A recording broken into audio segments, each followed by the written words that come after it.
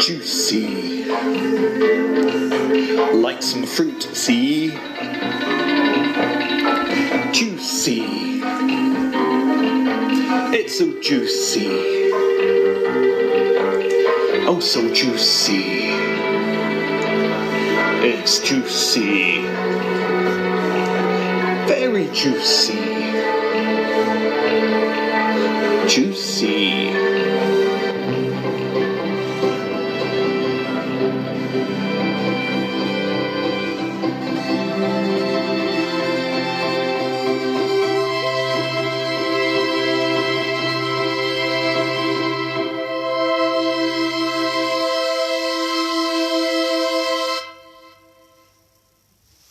Oh, hear ye these simpering verses of suburban sensibility, this vile creature, a perverted poet peppering the page with poisonous intent and a fey wave of the wrist, as if tossing off yet another sordid poem like it means nothing. This loathsome lurker in life's margins. My name is Robert Garnham. Welcome to Juicy. Yes, it's me, Robert Garnham, the Professor of Whimsy. Professor of Whimsy. Professor of Whimsy. I say Professor, you say Whimsy. Professor. Professor. Professor. I have probed the depths of literature, but my friend Mark can only remember the one poem I ever wrote, the one called Plop. And it sounds something like this.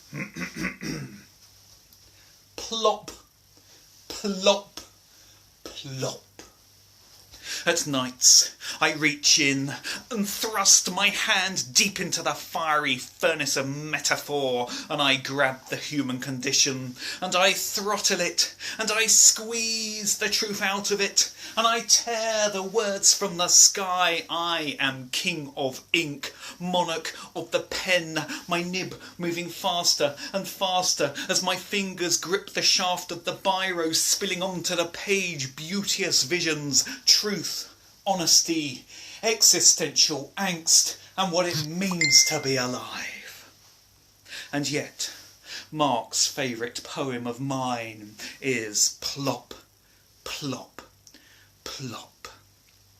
Yes, hello, welcome to Juicy. Now you're probably wondering why I was going like this all the way through that poem, and what it is, you see, Mark is a good friend of mine. He comes round my flat and he sits in the armchair and he always sits like this. And I said to him, why do you always sit like this? And he said, ever since I went bald, I miss having a fringe. So anyway, when I was writing this first poem, I was thinking of superheroes and what kind of powers I'd have if I was a superhero. And the way I can see it, there's only two things I'm really good at. Number one, I can always tell when the vacuum cleaner bag is full. Number two, I can always spot somebody with a beard, and I can't see any there at the moment, but beards make me really envious, and that is what this poem is all about. I've always wanted a beard, just never had the time to grow one. Whenever I see them I get this strange feeling inside of deep inadequacy. I want a beard just like Jonathan's got. I like the cut of his jib, beardy, beardy man, how lucky you are. Chinny chin chin keeps tickling while kissing. Probably. I went to the barber and I said, give me a beard, good man, and make it a big bushy one, like I'm an old grizzled trawlerman. Here's a Pritt stick, now sweep up the floor and stick it on my chin. There's a good fellow. It fell off when I was halfway round Lidl's.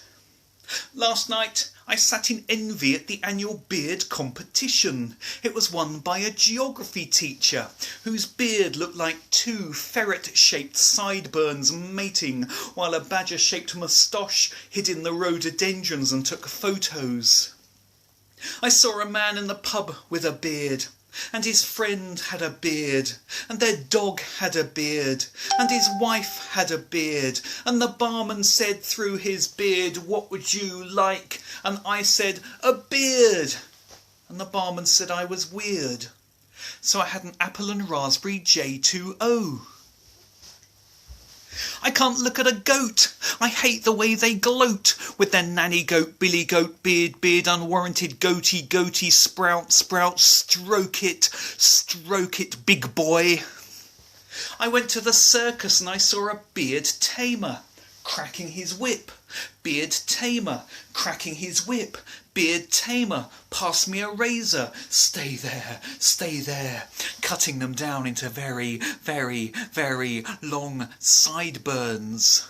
If I had a beard, I'd dip the end in chocolate sauce and draw crazy patterns on your smooth, bare chest, whispering, growl for me. Growl for your lover man. Growl like a tiger, you sexed up beast of a man. Which would probably startle the other people on the bus. If I had a beard, it would have to be bioengineered. Fuzzy, chin scratch, scrunch up, feel it, go on, put your hand here and feel it. Oh. Thank you very much. Okay, so this next poem doesn't have a title yet. It is just called Poem. I wish I had a cow, I would pat it on the head, it would sleep at night in a barn wrapped up in its bed. I wish I had a cow, I'd take photos so I had proof, I'd write for it bad poetry, improvised, on the hoof.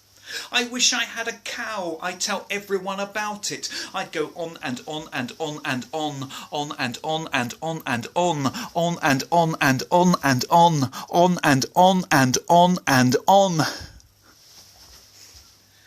But I wouldn't want to go on for too long. I wouldn't want to milk it. Thank you. So this next poem also doesn't have a title yet. It's just called Poem, to be honest. I come up with the titles first. The poems just seem to write themselves. 1, 2, 3, 1, 2, 3, poem. Hot surfer dude dancing on the wave.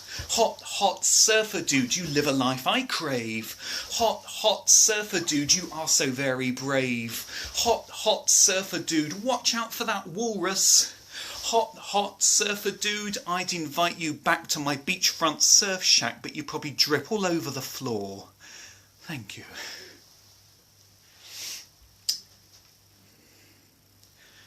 Your eyes look like they're made of slugs, yes they are. Your ears are like 2 piles of sick, yes they are. Your breath's as rank as a devil's fart. Your face looks like a big slapped arse. Why the hell did I fancy you? And that was called Toby.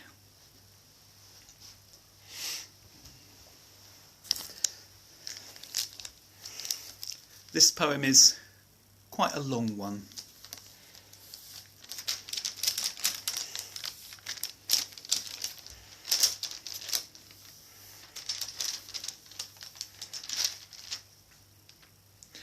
Dan is always pausing.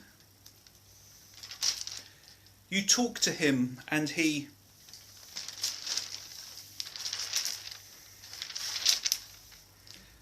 pauses.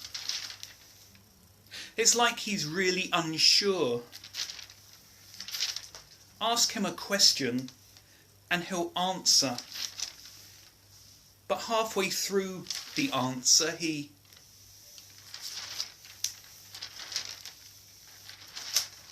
pauses.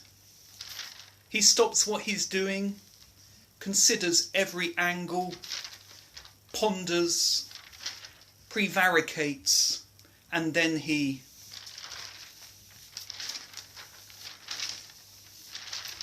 pauses. Go for it, I once said. He did, but it took a while, what with all the pauses. It's why he never gets good seats on the underground. He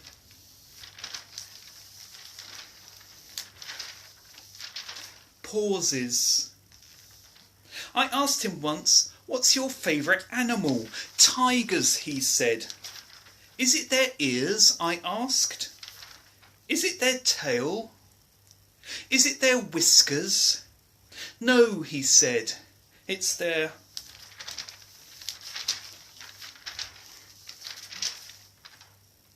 pauses. Thank you very much.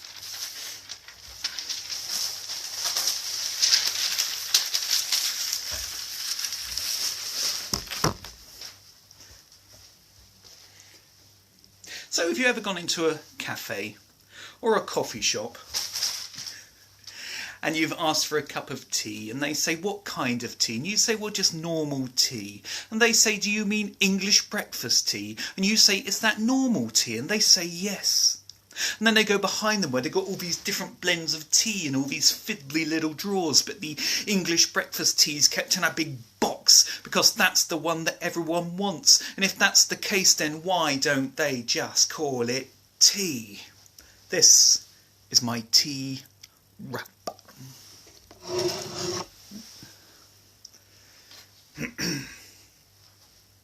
I'm rapping with my tray and I'm gonna move your way. This is what I have to say, 'cause what I need today is a cup of Earl Grey, and that would be most pleasant. You know what is new? It's the things that I do. I spit my rhymes so hard and they're coming at you. I hang out with my crew and my homies too. I say, hey lads, would you care for a brew? 1 lump or 2? I'll be mother, shall I? I'm a funky mother cuppa lover, got a cuppa with my supper, but my plans you cannot scupper. Put no milk in, watch me splutter. I'm the bread and you're the butter. Got a scone too, add it to my song, gonna make it disappear. Scone. Yo, sup, pass me your cup. If you wanna have a coffee, then I guess you're out of luck. Got a caddy who's the daddy with his caddy. Got a decaf, got a cosy, got a cuppa, makes me dozy. And I prefer the milking first, if you really must be nosy. 'Cause I'm wild and I'm free and it's brewing, you see. 'Cause seriously, this is all about tea. This is all about tea. This is all about tea. Thank you. Well, I hope you like this little tray that I've got here. I think it's really quite beautiful, or as they say in France, très bon. So anyway, my dad had a little tea-based joke of his own that he always used to do, and it went exactly like this. My dad would lift the teapot high and pour a thin trickle of tea into the cup far below. High tea, he'd say, and we all roared with laughter. Perfect equidistance, holding the strainer dexterously so that it captured mini clods of tea leaf in its dented wire mesh. High tea, he'd say, and we all roared with laughter. So he'd experiment, stand on a chair, on a footstool, on a stepladder, anything to gain the necessary elevation. High tea, he'd say, and we all roared with laughter. One day, a passing ice cream van backfired, yet not a flinch did we see, his perfect aim assuring that the tea ended up just in the cup. And the next day he hired a 40-foot ladder, and he climbed to the very top. High tea, he'd say, and we all roared with laughter. And the next day he hired a hot air balloon, piloted by a chap with an exuberant moustache, and he climbed in a basket, and the hot air balloon went up and up and up until it was just a speck in the sky. And just as he was about to repeat his usual joke with the teapot, a sudden gust of wind blew the hot air balloon away over the horizon, and we never saw him again. I never did like that teapot anyway, my mother said, and since then we've always used tea bags. Thank you.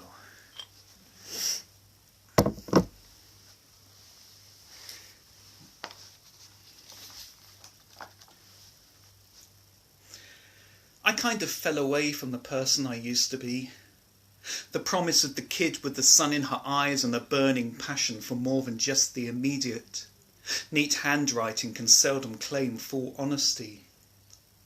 Old diaries attest to a forthright world, Yet beneath the surface, a chaos very clearly of our own invention, the syntax of an emptiness writ so plain with its own substance.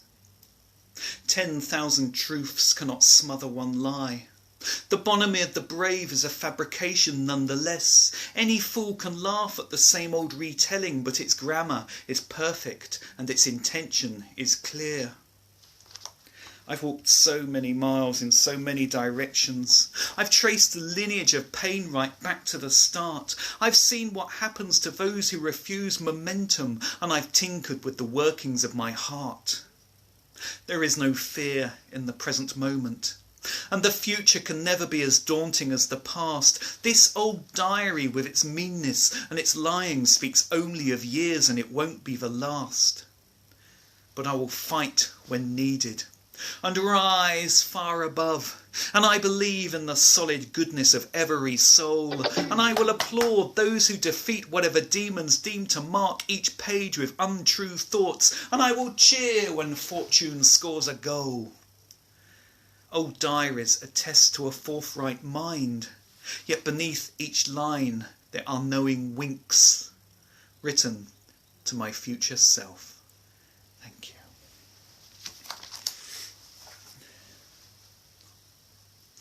There's a badger in the garden and he thinks he's on EastEnders. There's a badger in the garden and he thinks he's on EastEnders, having arguments with other badgers, arguments with family members, arguments and arguments. He thinks he's on EastEnders. Hey there, badger, what's going on?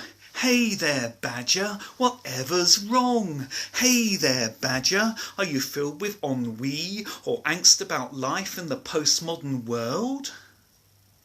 Or do you think you're on EastEnders? There's a badger in the garden and he thinks he's on EastEnders. There's a badger in the garden and he thinks he's on EastEnders. And I said, shoo, Mr. Badger, shoo and go away. Shoo, Mr. Badger, shoo and go away. And the badger said, you having a laugh or something? What's it all about? Thank you very much. So, as you probably know, I've always wanted to have a song in the Eurovision Song Contest, and I think I got the song, just need someone to do the music for me. I'm going to do it for you now. It's just called Poem. I want to live in a little house somewhere in the park.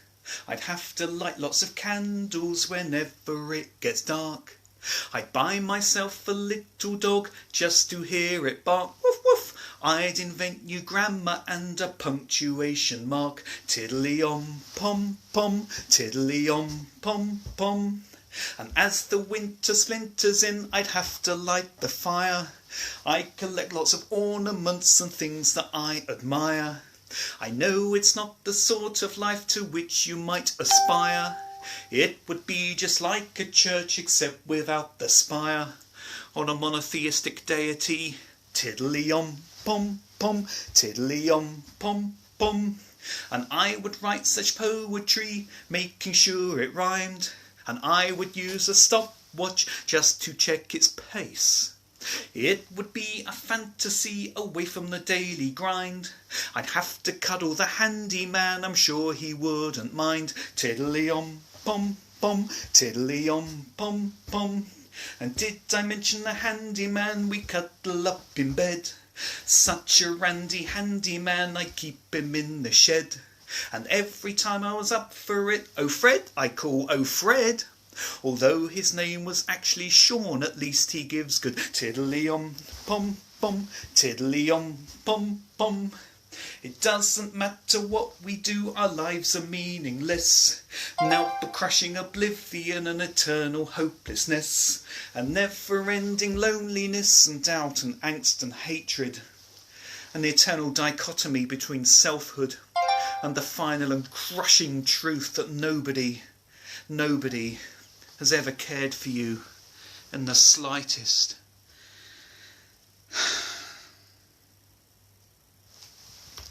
Tiddly-om pom pom, tiddly-om pom pom. Thank you very much. So his next poem also doesn't have a title yet. It's just called Poem. If I could have just one wish, I'd like to be a jellyfish, hanging in the water, stinging those who really ought to know not to swim near me. Jellyfish, jellyfish, jellyfish, jellyfish, jellyfish, jellyfish. If I could be a sushi dish, I think I'd be some jellyfish, drizzled lightly with balsamic, tastes so good it's orgiastic. Jellyfish, jellyfish, jellyfish, jellyfish, jellyfish, jellyfish. My friend Pete, who says things and leaves gaps of 23.5 seconds, said to me, "Robert, you flobble and you wobble as you come down the stairs. You look just like a..."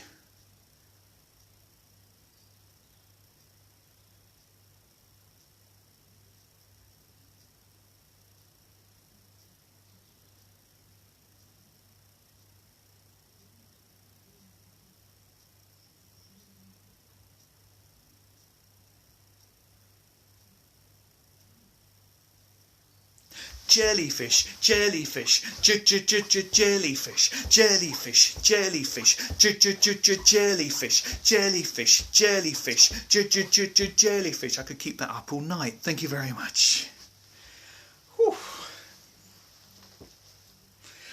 Well, I'm probably going to sleep well tonight after this, but I don't normally. I do suffer really badly with insomnia.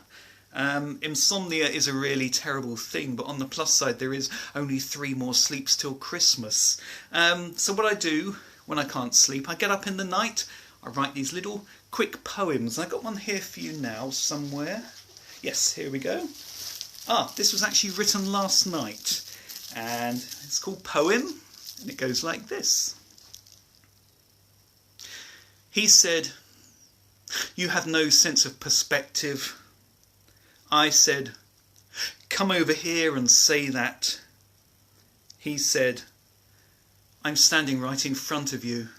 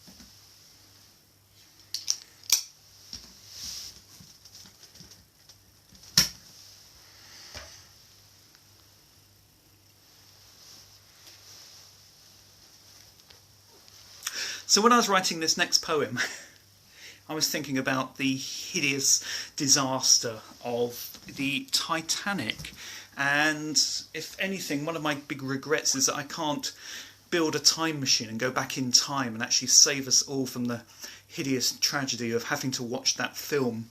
But I have written a poem about it, and it does always seem to go down very well. It's called Poem.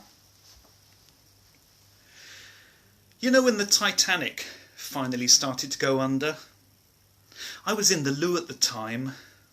I thought something was amiss when I pulled the flush and a squid plopped out. I shouted to the missus, "There's a squid in here." And then I remembered that I wasn't married. Someone yelled, "It's time to evacuate." I said, "I just have." Oh, Leo, come and save me. I'd seen him and his girlfriend on the front of the ship doing that arms wide thing. How romantic. I did the same thing later on with the love of my life, but then a seagull swooped down and stole my hamburger. Oily seamen down in the boiler room. Oily seamen down in the boiler room. "Excuse me, lads, who do I complain to about not getting enough ice to make a martini?" I inquired, ironically, just as we hit the iceberg. I popped my head in the control room door. "Hey, Captain Smith, what the hell was that all about?" He said, "I thought it would swerve first. I had right of way. To be honest, I've had better days. I'm out of my depth and it's making me sick. I suppose I shall have to go down with this ship." I said, "Let me know how that turns out." "You see," an expert in shipping design said, "its vast metal hull is held together by giant bolts." "Wow," I said, "that's riveting." I saw the head cook punching hell out of a lettuce. That's why I didn't overtly worry when I heard we'd struck an iceberg. "Just a glancing blow, Mrs. Henderson, just a glancing blow." And the band played on, and on, and on. A life on the ocean waves, Handel's water music. "Hey you kids, hey you cool cats, do you know Beats International's Dub Be Good to Me?" Tank fly, boss walk, jam nitty gritty, you're listening to the sound from the big bad city. This is jam hot. This is jam hot.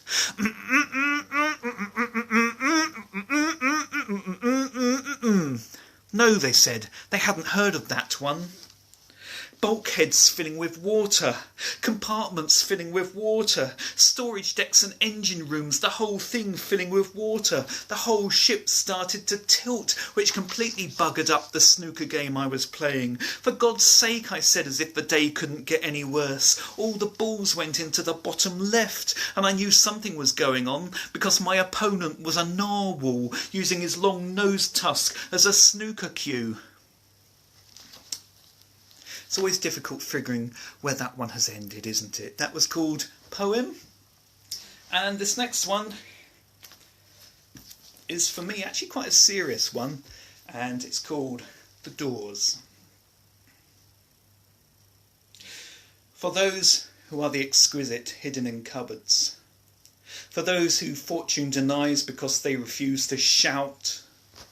For those who would otherwise shine so bright were it not so dark and needlessly so. For those who are more conscious than this jaded so-called moral imperative. For those who multicolour the beige. For those who feel that burning, pounding, quick tempo heartbeat tick, tick, ticking absolute proof down deep within. For those who don't want to upset anyone. For those who are being true to themselves. For those who love. For those who would dearly like to love but never will so long as they're fumbling in the pitch dark. For those who would spread compassion if given the chance. For those who stand tall and proud in the face of ignorance. For those who challenge the invented with the blinding torch of truth. For those who caress and whisper sweet nothings and then open their eyes to find an empty bed. For those who don't want to shock and close the door voluntarily. For those who care too much. For those who feel they have no brothers or sisters. For those who feel they are the only person ever to feel this way. For those who make 1,000 tiny differences a year. For those whose revolution will knowingly take longer than their own lifetimes. For those who would otherwise be flogged or hanged or stoned or cast from the safety of decent thought by those who profess to know the truth of words written fluent yet deliberately twisted ambiguous in order to hide the cultural anger seething beneath. For those who delete their browsing history.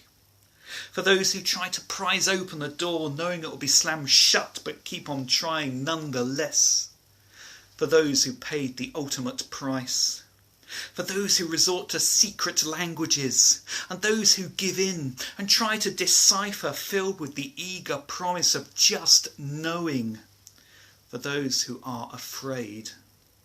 For those who feel that everything is hopeless, faced with 96% against, newspaper editorials, fuming, spitting evangelists, political bullies, idiots with guns and clubs and religious texts, charismatic spirituality, cultural commentators and peddlers of hatred.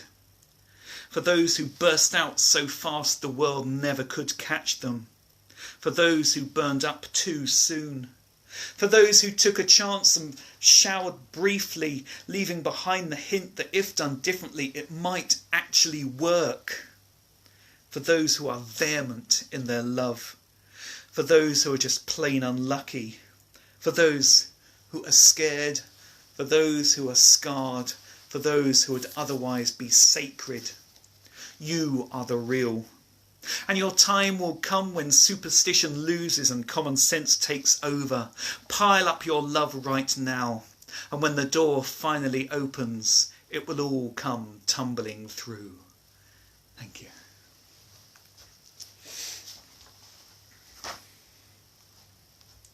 A tinsel-littered terminus on the greyest grey of days, a gleaming marble concourse and a smoke machine haze. Excitement lifts in tight t-shirts, dressing to impress. A train's due in at platform 6, it is the Queer Express. This chuffing, puffing, mother huffing, pumping disco train, gently swaying, high-heeled sashaying, otherwise quite tame. Lip-sync boa, something of a goer, power ballad queens, leather-clad sexy dad, this transport of my dreams. Everyone is welcome as it thunders down the track. A destiny that's shining bright, the rhythm of the clickety-clack. Clones and drones feel so at home, and big butch bears too. Take a seat on the Queer Express, carriages L, G, B, T and Q. Our history is one of pride in those who dare to stand and fight the law and rise above, let's shake them by the hand. And now there is sweet freedom sung amid the pumping beat. The rainbow flag flies proud for you, hop aboard and take your seat. There'll be moaners, haters, zealous types and those who don't agree. This train is there for everyone and that's what makes us free. The point of life is that we live up to our history. And if you can't be what they want, you might as well just be. The Queer Express is seen by some to be an urban myth. Stand by the tracks on a foggy night and see it glow in the mist. This train exists in every soul who's felt the world askance. Hop aboard the Queer Express and join this blissful dance. Thank you. So what I'm going to do now, if this comes on, yes it is. This is my little play monologue kind of thing, and it's called Mr. Juicy.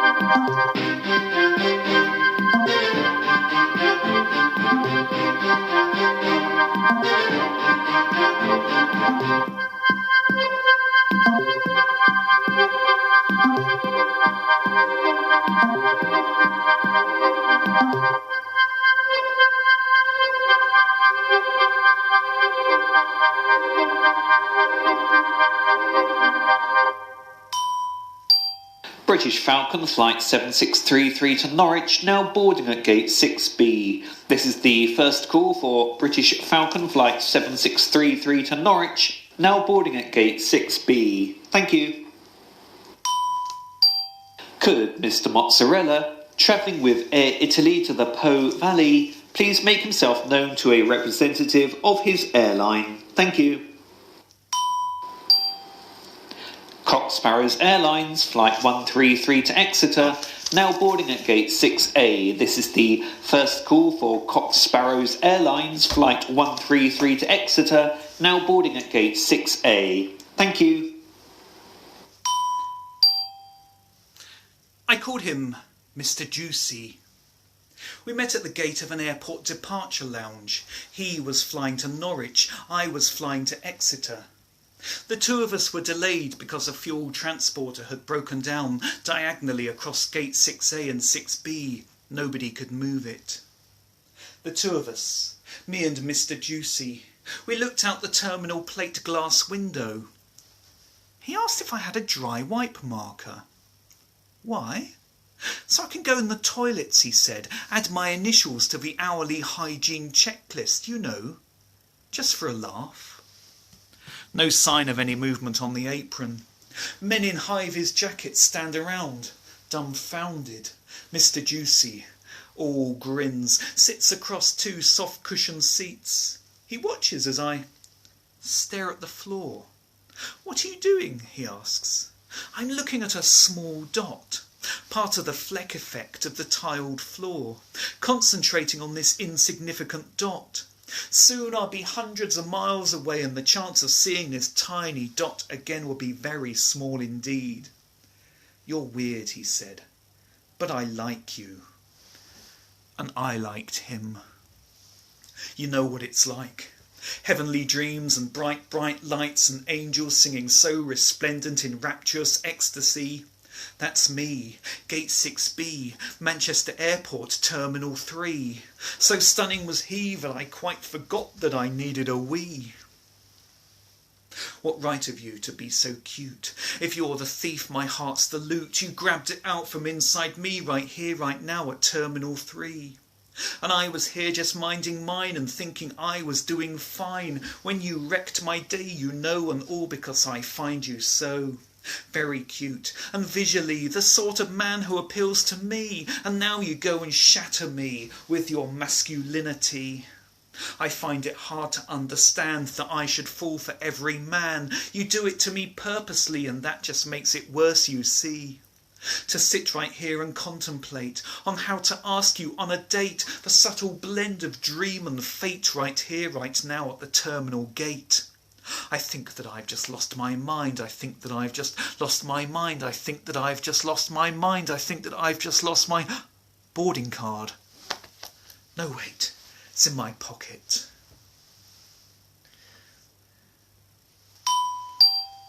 We apologise for the slight delay to flights British Falcon 7633 to Norwich and Cock Sparrows International Flight 133 to Exeter, currently awaiting boarding at Gate 6A and 6B. This is due to operational difficulties. The driver of the stranded fuel transporter hops down from his cab, lands awkwardly and sprains his ankle. Could passenger Mr. Mozzarella please make himself known to the Air Italy information desk, located in the main terminal building, next to the Wetherspoons pub? I tried to not look over at Mr. Juicy too much. I didn't want him to think that I fancied him, but then I wanted him to know that I fancied him. Open, pleasant face and long, long legs, see them draped over the chair next to him. Body-hugging white t-shirt, purposefully unkempt hair, the faint trace of stubble. A ruffian with the soul of a poet who's just captured the soul of a poet. He said, I watched that DVD the other night. You know the one. The never-ending story. But I'm thinking of suing the film company, because it's only on for 120 minutes. And how come the logo for Universal Pictures is just a planet Earth? And how come the Three Musketeers are called the Three Musketeers when there's 4 of them and they don't use muskets? I smile and laugh. I want him to know that I'm, you know, not necessarily heterosexually configured, but then I don't want to go too over the top. You're so perfect, Mr. Juicy. Perfect, perfect, Mr. Juicy. Perfect hair and perfect limbs, perfect eyebrows, perfect skin. Perfect, perfect, Mr. Juicy. I want to be with you, see? You're so perfect, Mr. Juicy, such a cutie, masculine beauty. You're so perfect, Mr. Juicy, how we laugh, random chance, births and deaths and circumstance, this endless dance of evolution, Mr. Juicy, I want to be with you, see? Mr. Juicy tells me about his mother. She works in an old folks' home, he says, in the kitchens. They have to perform miracles. They're given a chicken and told to feed 30 residents with it. Reses, as those in the business call them. If someone's not expected to live beyond the next evening, then their last meal will always be rice pudding. Can you imagine? The solemn walk of death, carrying a solitary rice pudding from the kitchen through the dining room, and all the reses wondering who it was going to be presented with. Oh, poor Ethel. Ethel looks down sadly at her rice pudding. Her whole life has led to this.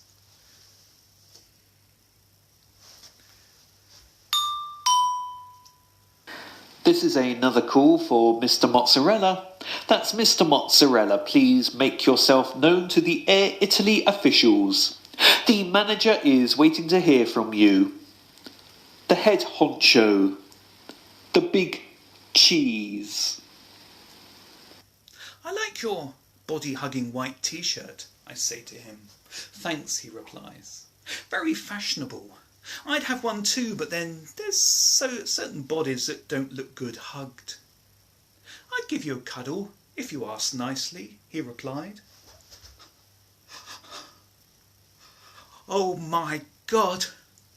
But like an idiot I say nothing, and then when I do I change the subject. At school we had some weird fashions. It was trendy in year 8 to have a tin of mackerel fillets in your shirt pocket. You were nobody unless you had a tin of mackerel fillets in your shirt pocket, and the teachers would always try and confiscate them. They always looked so healthy. Our teachers must have been all that omega-3, and the poor kids, bless them, they'd come in with these Tesco's own brand mackerel fillets. Am I rambling? I'd give you a cuddle if you asked nicely. That's what he says. Or did I imagine it? He says, a friend of mine is an astronomer. He's been using mathematics and pure science. He's discovered a supermassive black hole, and he's calculated that a star 15 times the size of the sun is heading straight towards it. Can you imagine this supermassive black hole and this giant sun? So I said to him, what's going to happen with the giant sun when it gets to the supermassive black hole? And he said, it'll probably just turn a slightly different shade of red. I'd give you a cuddle if you asked nicely. That's what he said. Or did I imagine it? I say to him, if the ultimate state of the universe is chaos, that makes me feel better about the cupboard under the stairs. I'd give you a cuddle if you asked nicely. I tell him that I'm worried that I'll slice a loaf of bread one day and accidentally split the atom.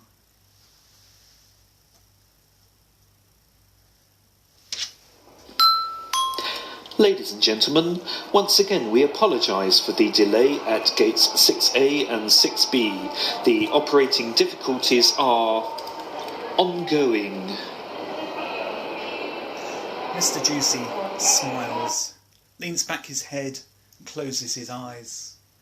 The sun comes out and lightly caresses his face. He looks so pure, unblemished by life, unworried by the immediate, unhurried, unsullied, unruffled, unfazed by the obvious, unmoved by the oblivious, unabashed, unapologetic, unholy, unmasked by circumstance, undressed by my imagination, untainted, unfettered, unforgettable, pure.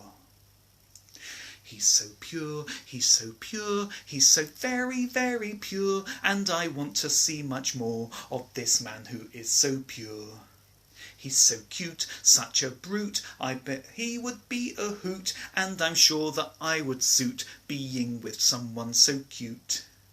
He's a dream, such a dream, he's the best I've ever seen. We'd be really quite obscene, if you know just what I mean.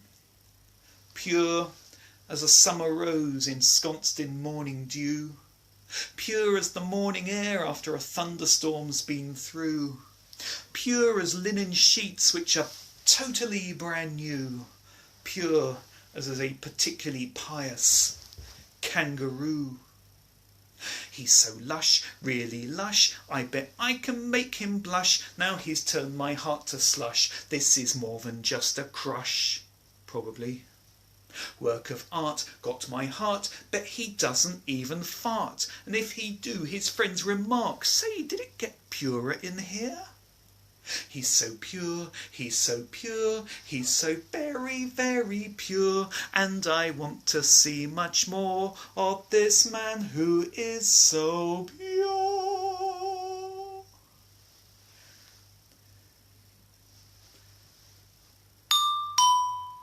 Mr. Mozzarella, are you there? Mr. Mozzarella? Mr. Mozzarella?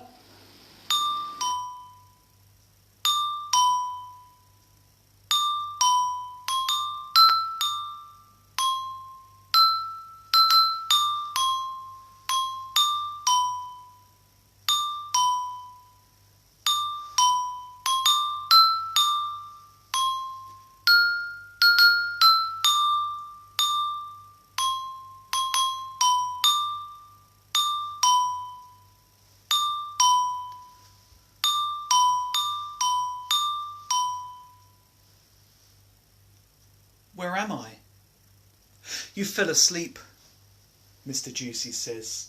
Great, now I can tell people I've actually slept with him. What's the latest? They've stretchered the driver away. Now they're trying to hose up the spilled fuel, and there's a bloke out there and he's got a mop, and I tell him. Just before my mother was born, the cleaner came in the room of the hospital, wrung the handle of wrung the mop out the window, and the head fell off. How's that for an omen? What right has he to be so gorgeous? What has he ever done to deserve it? Why not me? Why not anyone who's gazed in the mirror, felt naught inside but pale horror, wanted to change the world, wanted to be loved? I'm attracted to him so much that I almost hate him. With his witty conversation and his affected nonchalance, he chats to me not that he enjoys the fact of my existence, or that he wishes to impress me, but only because it was so easy for him. I mean nothing. I'm a momentary distraction. He's got a nice arse. In half an hour's time he'll forget that I ever existed. In half an hour I'll be thinking of lost opportunities. Lost opportunities. Hold on to him. Memorise his face. Memorise his face because you'll forget it quickly. Massive disappointment. This is the final call for crushing disappointment. Can you imagine what it would be like? I mean, the pressure to be constantly amusing. Me and him, together, forever, going through each day looking for anecdotes. Something happens and you think, oh good, some new material. I can't wait to tell... Oh, Jesus Christ, I don't even know his name.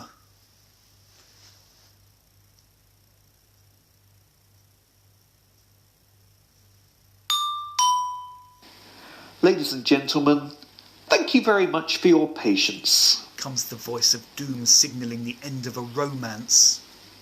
We're about to begin boarding flights 7633 to Norwich and flight 133 to Exeter at gate 6A and 6B. Where the future will dissolve and crumble like an overcooked meringue. Please have your passport and boarding card ready for inspection. That's us, he says. We're on different planes, I point out. I know, he says. Two parallel queues start to form at gate 6A and 6B. We gather our belongings. It's been nice talking to you, I tell him. Yes, he says, yes, it has.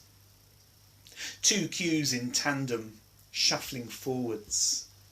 And I feel sick inside, incapable of telling him, and stunted by social constrictions that stand in the way of us and a lifetime together. But I'd hate it. 2 cues shuffling forwards. Is it not better, I tell myself, to let him be, to preserve it as the most perfect moment of all, a love so deep that none was ever shared? 2 cues shuffling forwards. He's there out the corner of my eye, but I'll never see him again. To know more now would spoil it forever. I don't even know his name. 2 cues shuffling forwards. The skies await, and with them all is gone. Bye, he says, smiling. His cue is moving faster. I'm momentarily distracted by a kerfuffle ahead. I'm sorry, Mr. Mozzarella, the attendant says. This isn't your flight. Exeter, Mr. Mozzarella. No, not the Po Valley. Exeter. It holds up the cue. I decide to look as amorous and as tempting as I can, as sextile and as handsome, as manly as I can, which should be really quite easy for someone so masculine and trim as me. But it doesn't work, so I try to look casual and nonchalant, and only succeed in tripping over someone's suitcase. And as I'm picking myself up from the suitcase, I step on the base of a security notice, which whips up and whacks me in the groin. But it doesn't matter. Nothing matters now except for at least some kind of recognition, some kind of look, some kind of physical proximity of the most base kind, almost jumping up and down in the queue now. But he's gone, he's gone, he's gone. And the rather annoyed lady next to me points out that I'm standing on a packet of hobnobs. He's gone. Mr. Juicy has gone. Through the gates and off to his plane, and things will never be the same. It takes an age to sort out Mr. Mozzarella. I trudge across the lonely windswept apron, giddy on more than just aviation diesel. Up the steps of our Exeter-bound plane I pause briefly, looking back at the airport terminal, hoping he might be there still, waving, or even running across the concrete apron towards me, but he isn't. He meant so much, and I meant nothing to him. The wind ruffles my hair. How transitory this life we live with its fleeting moments. I'll never find anyone like him. There were nights when I was so lonely it seemed the dark itself were a million fingers pointed away from me. My existence so baseless as to be hardly worth the breath, each moment a death. I will survive this. As long before I found my own solidity, that the love I had inside of me should still be there and I could share. How many others will disappear?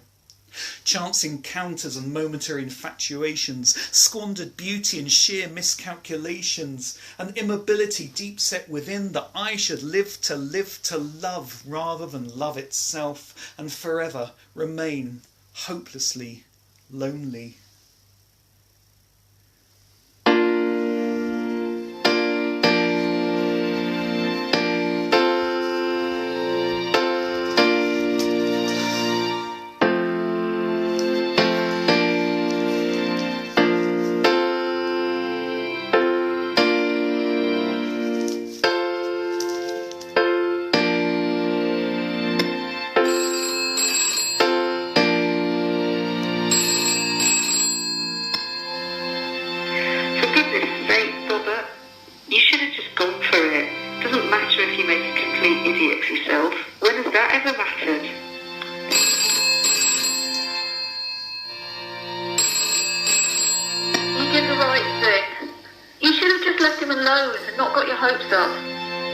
He only wanted to pass the time.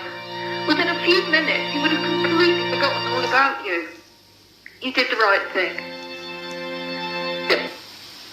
You know what? I've been through tougher than this, and I've always survived. Just poured myself a martini and come out tops. Sometimes life offers you a bucket of kippers when all you want is a squid.